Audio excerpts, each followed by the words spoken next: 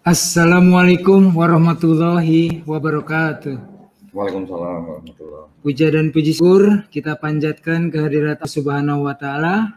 Salam dan salawat kita panjatkan untuk Nabi besar kita, junjungan kita Muhammad Sallallahu Alaihi Wasallam, keluarga beliau yang mulia, para sahabat beliau mulia, dan umat beliau yang sangat cintai oleh Rasulullah. Salam semua kepada saudara-saudara kita yang beragama Islam yang dikasihi dan dirahmati Allah, juga saudara-saudara kita yang beragama Nasrani yang kasihi dalam Allah. Kita lanjutkan tentang kajian Bible of Bible. Saat ini kita sampai ke seri 017, 018, dan 019. Untuk itu, mari segera kita mendengar uraian dari Bapak Dondi. Silakan Bapak Dondi. Oh, langsung nih. Mantap. Apa kabar Pak Ustadz Unggul nih? Alhamdulillah baik. Alhamdulillah. Senang sekali ya kita bisa ketemu kembali hari ini. Iya. Ya, sudah ke nomor 17 nih. Nah, mudah-mudahan apa yang kita paparkan, kajian kita bisa menjadi buah pemikiran ya bagi para pemirsa. Untuk saudara-saudara Muslim, ini adalah pengetahuan tambahan ya. Ini bukan pengetahuan wajib, Siap. tapi ini adalah pengetahuan tambahan. Kalau Muslim wajibnya adalah Quran ya. Siap. Nah, kalau untuk umat Kristen, ini bisa dipakai sebagai referensi atau buah pemikiran. Apakah yang kami paparkan di sini ada benarnya atau salah semua mungkin ya, siapa tahu ya. Silakan kalau yang mau memberikan sanggahan, tanggapan atau bantahan bisa tulis di kolom, atau bisa juga membuat video bantahan atau sanggahan begitu ya. Siapa tahu nanti kita bisa berdialog ya. Siap. Nah, Pak Ustadz Unggul, ini saya juga mau memberikan kabar gembira nih. Jadi mulai kajian kita yang nomor 15 kemarin itu sudah ditayangkan live Geraha Mu'alaf. Alhamdulillah. Ya, alhamdulillah. Jadi Geraha Mu'alaf menyiarkan secara live, kemudian disiarkan juga ke channel Muslim yang lain sebanyak 22 channel. Ya, Masya Allah. Jadi mudah-mudahan kajian Bible of Bible kita ini bisa lebih tersebar gitu ya.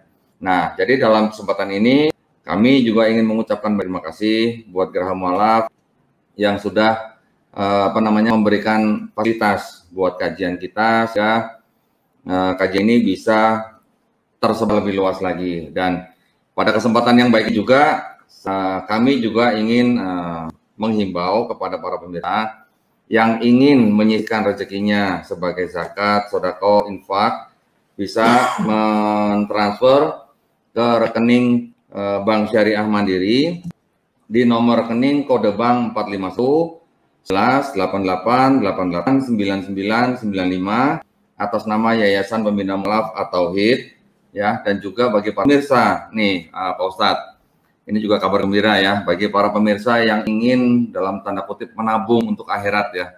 Nah, bisa juga ikut berwakaf ya di tanah, lokasinya itu di Wonosalam, Jombang, Jawa Timur. Tanah itu seluas 6 hektar yang insya Allah nanti akan dibebaskan oleh Yayasan Pembina Mu'alaf atau HIT. Nah, bagi pemirsa yang ingin berpartisipasi ya untuk menabung akhirat, ini bisa ikut berwakaf dengan mentransfer meter perseginya itu sebesar Rp250.000 gitu ya. Jadi kalau para pemirsa nanti mungkin ada yang mau wakaf, oh saya mau wakaf 10 meter, nah 10 meter kali Rp250.000 ya. Bukti transfer bisa dikirimkan ke nomor handphone Yayasan Pembina Mu'alaf di nomor 0812 3280 2080 ya. Itu sedikit pesan dari kami untuk para pemirsa. Mudah-mudahan amal jariah para pemirsa diterima oleh Allah Subhanahu wa Ta'ala. Amin ya. Baik, pada kajian kita kali ini saya akan membawakan sebuah ada 3 nomor ya yang akan saya paparkan. Sebentar, saya akan share screen-nya. Baik, nah ini adalah paparan kita kali ini. Pertama yaitu nomor 17 ya. menurut 4 gospel, karena roh-roh jahat yang merasuki legion meminta supaya tidak pergi atau tidak disuruh mana begitu ya. Nah, di Matius tidak ada keterangan. Di Markus ya dikatakan supaya roh-roh jahat meminta supaya tidak disuruh keluar dari daerah itu gitu ya. Kita lihat di ayat Markus 5 ayat 9 sampai 10. Saya baca. Kemudian ia bertanya kepada orang itu. Ia di sini adalah terus ya. Siapakah namamu? Jawabnya, namaku Legion karena kami banyak. Ini ceritanya ada orang yang kesurupan roh jahat. Yang dalam tubuh Legion ini banyak roh-roh jahat gitu ya. Kan militer juga pada nih Legion kan satu pasukan banyak Pak. Oke ya. Ayat 10, ia memohon dengan sangat. Nah, ia ini adalah Legion yang sedang kesurupan roh jahat itu. Ya, ia memohon dengan sangat supaya Yesus jangan mengusir roh-roh keluar dari daerah itu ya. Perhatikan yang huruf tebal dan bawahi. Oke. Kemudian dikatakan di Lukas 8:31, dan Yesus berkata kepadanya, apakah namamu? Jawab Legion. Ya, sama kan kisah. Namanya karena ia kerasukan banyak setan. Nah, ayat 31, lalu setan itu memohon kepada Yesus supaya ia jangan merintahkan mereka masuk ke dalam jurang. Nah, tadi yang di Markus supaya jangan keluar dari daerah itu. Ya, yang di Lukas supaya jangan masuk dalam jurang maut gitu. Yohanes tidak ada keterangan mengenai ini. Ya. Nah, jadi kan timbul pertanyaan seperti saya mau nanya nih. Pak Ustadz Tunggul, Tunggul udah dengar kan, udah mendengar kisah ini kan. Jadi yang salah yang mana gitu, kok ceritanya beda gitu ya. Bingung. Dalam Matius sendiri nggak ada keterangan. Yohanes nggak ada keterangan. Dari Markus, Lukas. Tapi Markus dan saling berkontradiksi. Yang satu memohon jangan suruh keluar dari daerah itu. Yang satu lagi kan ke dalam jurang apa tadi tuh? Jurang maut. Oke, lanjut tuh. Nah, itu yang nomor 17 ya. Oke, yang berikutnya nomor 18. Menurut 4 gospel, apakah Herodes pikir Yesus itu Yohanes Pembaptis ya? Nah, ceritanya jadi Herodes pikir itu adalah Yohanes Pembaptis itu. Pak Ustadz Tunggul ya. Di Herodes berpikir bahwa Yesus itu Yohanes, itu ada di Matius ayat 1 sampai 2. Pada masa itu salah berita-berita tentang Yesus kepada raja wilayah ya. Ini bukan Herodes the Great nih. Herodes yang mana nih Tat? Pak Anggul, kalau kita pernah bahas ya, ini Herodes nih. Nanti kalau mau baca ini karena bisa dipelajari. Oke. Karena di dalam itu dalam gospel itu ada 4 Herodes. Ya, kalau nggak salah yang pertama Herodes atau Herodes, yang kedua Herodias gitu kalau nggak salah, atau yang ketiga keempat saya agak lupa, tapi bisa dilihat itu. Nah, yang kedua dikatakan, lalu ia berkata ke pegawai-pegawainya, ya Herodes ini yang pegawai-pegawainya, inilah Yohanes Pembaptis. Ia sudah antara orang mati, itulah sebabnya kuasa itu bekerja di dalamnya. Nah, ya. Jadi di ayat itu Herodes berpikir bahwa Yesus Yohanes Pembaptis, gitu ya. Nah, berikutnya di Markus. Di dalam Markus, Herodes juga berpikir kalau Yesus itu adalah Yohanes Pembaptis. Ya, di ayat 16. Waktu Herodes mendengar hal itu, perhatikan, ia berkata, bukan, dia itu Yohanes yang sudah kupenggalnya dan bangkit lagi. Ya. Nah, ini sekarang di Lukas Herodes tahu kalau Yesus itu Yohanes Pembaptis. Nah, jadi dikatakan di Lukas 9. Tetapi Yohanes telah kepalanya. Siapakah gerangan dia ini yang kabarnya hal-hal demikian? Lalu ia berusaha supaya dapat bertemu dengan Yesus. Ya, dia tidak ada keterangan mengenai hal itu. Jadi Matius dan Markus kebetulan cocok nih. Nah, yang Lukas yang berbeda sendiri dengan Matius dan Markus gitu. Kalau yang di Yohanes disebut nggak Pak? Enggak, di Yohanes tidak disebut. Yohanes tidak ada keterangan mengenai. Nah, jadi ada dong Pak. Yang di Matius, Markus bahwa inilah Yesus yang dipikir itu baptis ya. Jadi ada 3 hal nih yang saya lihat. Pertama, Yohanes tidak menekan, Matius dan kompak, tapi berkontradiksi dengan Lukas 9 ayat 9 ya. Jadi yang salah Lukas atau Matius dan nyerah saya pusing Pak. Intinya banyak banget kontradiksi nih. Lanjut Pak. Ini mungkin hal-hal kecil ya mungkin ya. Tapi kan dari hasil seperti ini kan bisa menimbulkan pertanyaan. Gitu kan? Apalagi kalau ini diakui firman Tuhan, nggak mungkin harusnya tradiksi ya Pak ya? Ya sudah pasti Tuhan ya kalau begitu. Baik, nah yang berikutnya nih, nomor 11 nih ya. Menurut 4, apakah para murid mengerti ketika Yesus tahu mereka, maksudnya muridnya, tentang kematian yang datang? Jadi Yesus tahu ke murid-muridnya, kematiannya akan. Ini murid-muridnya ngerti gitu. Nah, kita baca nih ayat-ayat. Di Matius, itu kan mengerti. Ya, di Matius 17, 22, 23. Pada waktu Yesus dan murid bersama-sama di Galilea, ia berkata-kata mereka, anak manusia akan diserah dalam tangan manusia. Dia akan membunuh dia, Yesus ya, dan pada ia akan dibangkitkan. Nah, kan mati murid-muridnya itu pun kali. Berarti ngerti dong? Ya. Oke. Di Markus, ya Markus 30:32, Yesus dan murid-muridnya berangkat dan melewati Galilea, dan Yesus tidak mau hal itu diketahui orang. Ya. Sebab ia sedang mengajar muridnya, ia berkata mereka, murid-muridnya maksudnya, anak manusia akan diserahkan ke dalam manusia, dan mereka akan membunuh dia, dan 3 hari sesudah dibunuh, ia akan bangkit. Ya, perhatikan ayat 32 nih Pak. Kita tidak mengerti perkataan itu, namun segan menanyakannya. Nah, jadi ada 2 ya, tidak mengerti tapi tidak bertanya apa ya. Siap. Ya. Lukas 9 ayat 44 dikatakan, dengarlah dan segala perkataanku ini, ya. Anak manusia akan diserahkan ke dalam tangan manusia. Sama ya kalimatnya di Matius, Markus, Lukas ya. Nah, perhatikan hanya. Mereka tidak mengerti perkataan sebab artinya tersembunyi bagi mereka. Ya. Sehingga mereka tidak memahaminya dan mereka tidak berani menanti perkataan itu kepadanya. Ya, di Yohanes tidak mengenai itu. Ya. Nah, tadi Matius temenan, artinya sama gitu.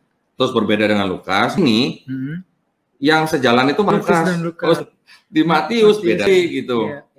Ya, bilang maka hati murid itu pun sedih sekali. Dia ngerti. Sedih berarti ngerti, ya kan? Betul. Gimana dong kalau begini dong? Siapa yang salah lagi nih? Siapa yang salah? Ini pusing nggak Pak? Pusing Pak. Ini kita ketemu, kalau tadi udah disebut kontradiksi, kali ini skor Markus Lukas. Emang nama main bola. Maksud saya gini Pak, kali ini yang kompak Markus dan Lukas.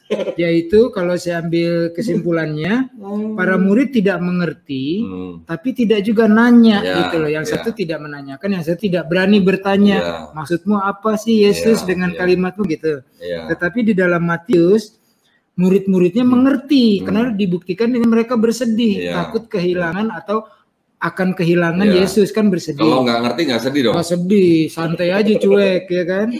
Nah, pertanyaan saya satu gini Pak. Beberapa kontradiksi, kenapa Yohanes tidak menceritakan? Nah, gini, kalau yang Matius, Markus, Lukas, itu memang yang disebut dengan gospel sinoptik. Nah, gospel sinoptik itu adalah gospel yang isinya itu semuanya mirip-mirip.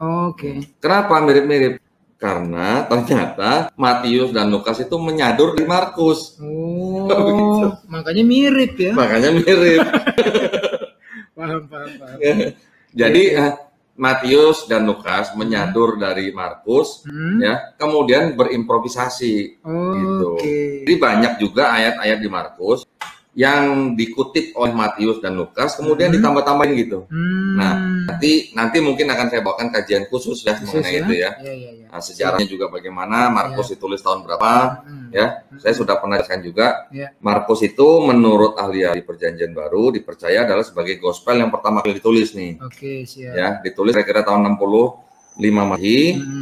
Kemudian Matius dan Lukas itu menyadur dari Markus, kemudian mereka juga berimprovisasi, dipercaya tulis kira-kira tahun 75 Masehi. Gitu. Nah, yang Yohanes itu memang dia penulisan dan gaya penulisannya beda sendiri, gitu.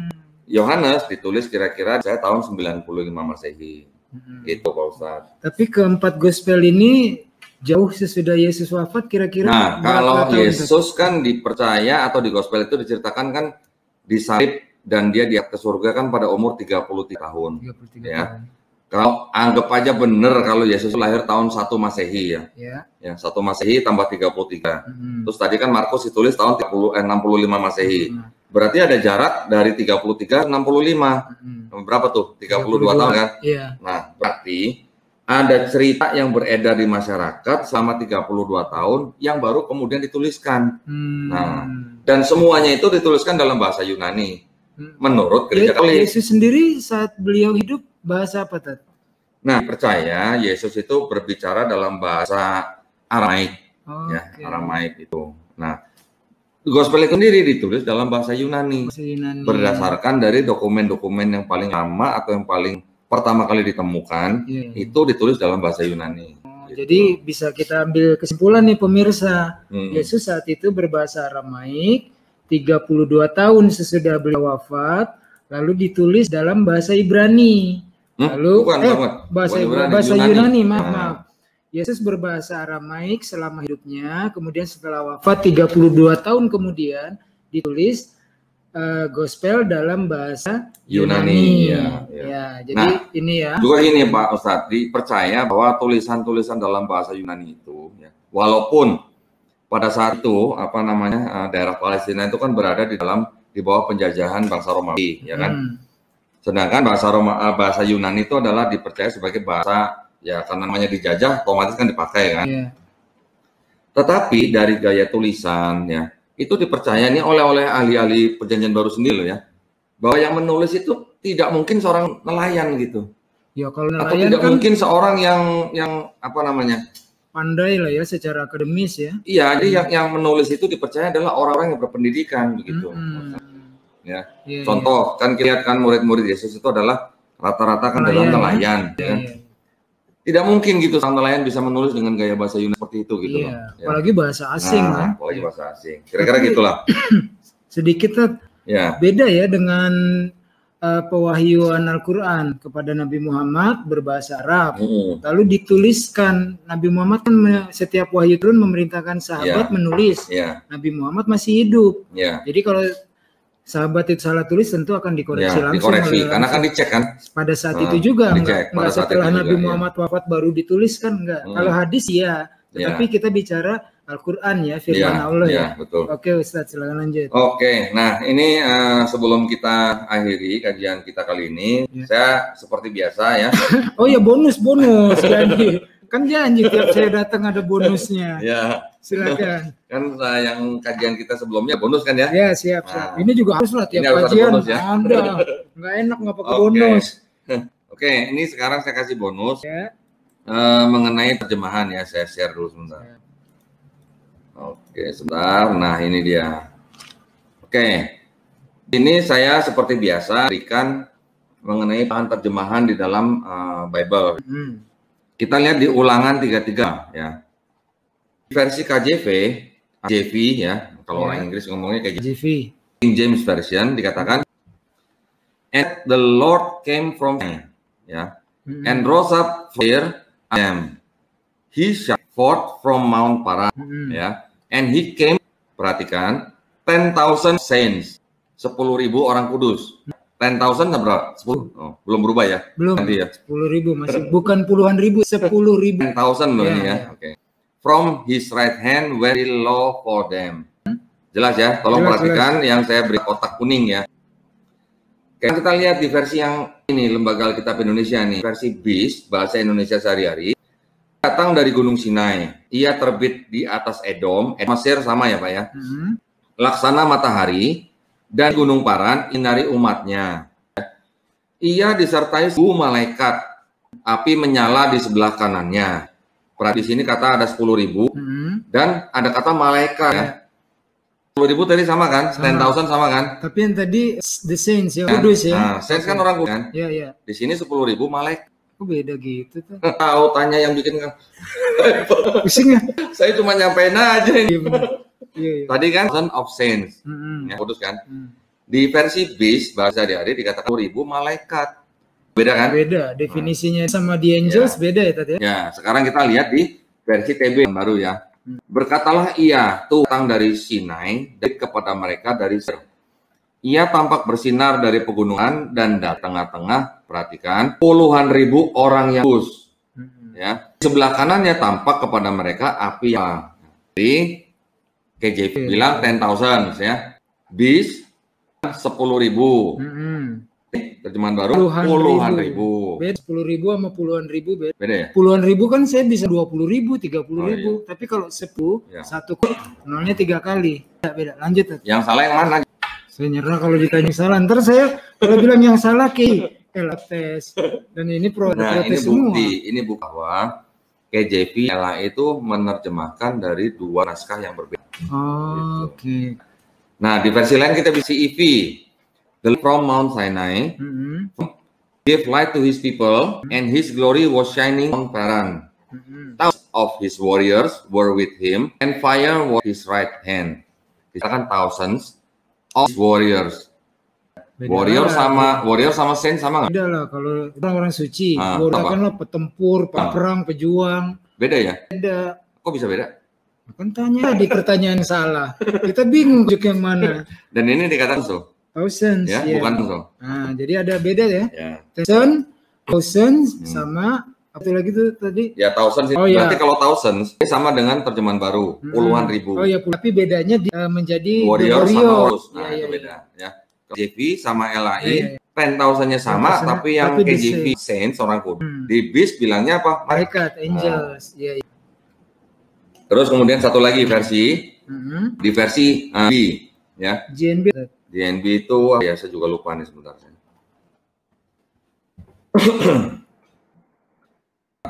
saya udah inget, kok lupa lagi ya. Ya udah, nanti bisa kita cari. Tapi kan ini resmi. Saya lagi buka nih. Nggak penasaran gitu ya para ya. Iya. Nah, kalau NB itu ada kok kontra kesalahan.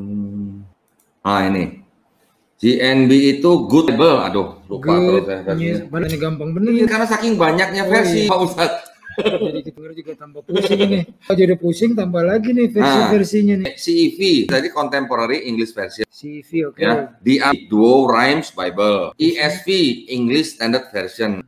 RV version. Banyak. Ada lagi yang versi Indonesia tuh juga ada yang Pak ini Pak. AYT Alkitab Terbuka. MILT Modified Indonesia Literal Translation. Kemudian ada lagi KSI Kitab Suci Zabur dan Injil.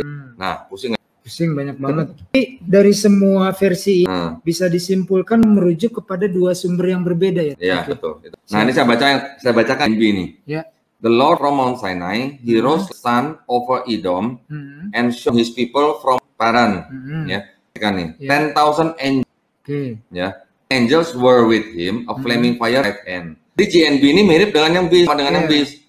Ya, 10.000 malaikat, di 10,000 angels. Ya, di CEV of his warrior. Ini sama dengan terjemahan baru, tetapi yang di CEV bilang sedangkan diterjemahkan orang kudus. Sedangkan KJV thousands of saints. Nah, itulah bonus dari kita. Silakan diterima pusingnya gitu ya. Itulah para pernah. Jadi telah melihat ajaran atau kajian ini adalah versi KJV, LAI, TB, dan seterusnya tadi, yang bisa kita tangkap dari bonus penjelasan Pak Ustadz Dondi adalah adanya 2 sumber yang berbeda. Jadi kenapa ceritanya bisa berbeda? Yang satu bilang the saints, orang kudus, yang satu bilang the angels, yang satu lagi bilang the warriors, satu bilang 10.000, satu bilang puluhan ribu, dan seterusnya. Ini sebelum kita tutup nih Tat, ini ngomong-ngomong buku tebal ini. Apa nih maksudnya? Tolong ceritakan dong. Kan saya senang nih mengkaji, menganalisa. Ini tebal banget nih ya. Iya, tebal banget. Bagus itu buku. Nah, ini. Kitab Suci Katolik nih. Kitab Suci Katolik. Oke. Ini kalau cari toko nggak ada nih, Pak. Khusus ya. Nah, ini tidak diperjualbelikan ya. Ini Kitab Suci Katolik. Dan ini kenapa bisa lebih tebal daripada Bible yang lain? Karena apa? Karena di dalam kitab ini selain daripada ayat Bible juga dituliskan footnote, catatan kaki. Bahkan ada dalam satu halaman itu lebih banyak footnote-nya daripada ayatnya. Tapi ntar ini akan masuk di seri Bible of Bible apa Ustadz bikin enggak, nanti video tersendiri? Nanti untuk yang ini saya nanti akan memberikan kajian khusus ya. Mungkin bisa beberapa video karena cukup banyak juga. Tebel banget. Ya. Nah, ini saya tunjukin nih. Ini nggak kebaca ya. Ya, tidak untuk diperdagangkan ya. Dibacakan aja. Ya, saya bacakan aja. Ini kitab suci Katolik dengan pengantar dan catatan lengkap. Nah, ini yang catatan lengkap ini yang disebut dengan footnote ya. Ini 2009 dipersembahkan pada umat Katolik Indonesia oleh Direktorat Jenderal Bimbingan Masyarakat Katolik Departemen Agama Republik Indonesia. Oke. Ya, percetakannya itu adalah Arnoldus ND. ND Flores ya? Ya, saya nggak tahu di mana. Tahunnya? Ini 2009. 2009, oke. Nah, saya kasih contoh nih. Kasih contoh. Ini sangat menarik. Nah, ini pemirsa, ini boleh saya bilang, ini adalah Bible yang jujur, Pak. Maksudnya jujur gimana? Tunggu dong. Oke, nggak sabar nih. Mas saya tadi ditanyain mulu siapa yang salah. Ini ternyata ada kitab yang jujur. Nah, jadi di dalam kitab ini kan kita tahu kan perbedaan daripada Bible-nya Katolik dan Protestan ya. Kalau Bible-nya Katolik itu memuat kitab-kitab Deuterokanonika.